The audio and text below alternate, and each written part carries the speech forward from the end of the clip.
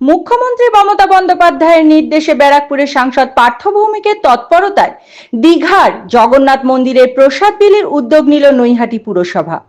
সোমবার থেকে পুরসভার সামনে শুরু হলো প্রসাদ বিতরণ। উপস্থিত ছিলেন ব্যারাকপুরের সাংসদ পার্থ ভৌমিক, নৈহাটির বিধায়ক সনদ দে, নৈহাটির পুরপ্রধান অশোক চট্টোপাধ্যায় প্রমুখ। প্রসাদ সংগ্রহে মানুষের ভিড় চোখে পড়ার মতো। উদ্যোগ প্রসঙ্গে কি বললেন সাংসদ, বিধায়ক ও পুরপ্রধান, দেখে নেব এই কালের সেই বিশেষ প্রতিবেদন।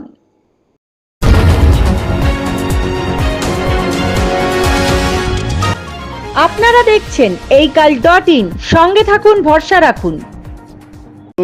দলে দলে এসে প্রসাদ দিচ্ছেন। রানী রাসমণি দক্ষিণেশ্বরের মন্দির প্রতিষ্ঠিত করে একটা ঐতিহাসিক স্থাপত্য দৃষ্টান্ত স্থাপন করেছিলেন, আর জগন্নাথ দেবের মন্দির প্রতিষ্ঠা করে মমতা ব্যানার্জির স্থান ও ইতিহাসের পাতায় হবে। ভারতবর্ষের মানুষ আগামী দিনে মমতা ব্যানার্জিকে সারা জীবনের জন্য মনে রাখবে।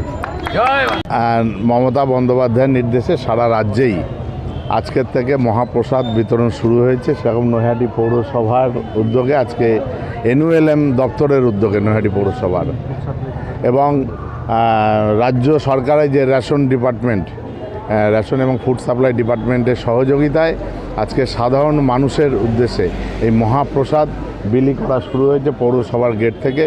আপনারা দেখছেন যে বিশাল লাইন পড়েছে, এই মানুষ এই লাইনে দাঁড়িয়ে মহাপ্রসাদ, জগন্নাথ দেবের মহাপ্রসাদ তারা গ্রহণ করছে। আমিও অনুরোধ করব, আমরা ইতিমধ্যেই নৈহাটি পৌরসভা থেকে একটা শিডিউল দেওয়া হয়েছে, পঞ্চায়েত এলাকাতেও শিডিউল দেওয়া হয়েছে। সেই শিডিউল অনুযায়ী প্রত্যেকটা এলাকায় আমরা এরকম ক্যাম্প করছি। সেই ক্যাম্পে এসে সাধারণ মানুষ এই মহাপ্রসাদ গ্রহণ করুন।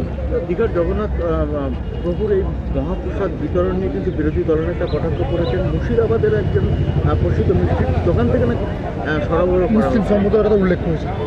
শুভেন্দু অধিকারীকে তো আমি মানুষ বলে মনে করি না, আরও বলে ও নাকি হিন্দুর নাকি সবচেয়ে বড়, যার নিজের পৈতৃক পরিচয়, যার নিজের পিতৃ পরিচয় দিতে যে ঠিক হয়নি এখনো পর্যন্ত যে তার পিতা কে, সেই মানুষের কথার কোনো উত্তর দেওয়ার প্রয়োজন আছে বলে মনে করি না। আগে ও নিজে ঠিক করুক যে ওর পিতা কে, তারপর ওর কথার উত্তর দেবো। মমতা বন্দ্যোপাধ্যায় প্রথম যখন তিনি ক্ষমতায় আসেন, তিনি একটা কথা বলেছিলেন যে ধর্ম যার যার, উৎসব সবার।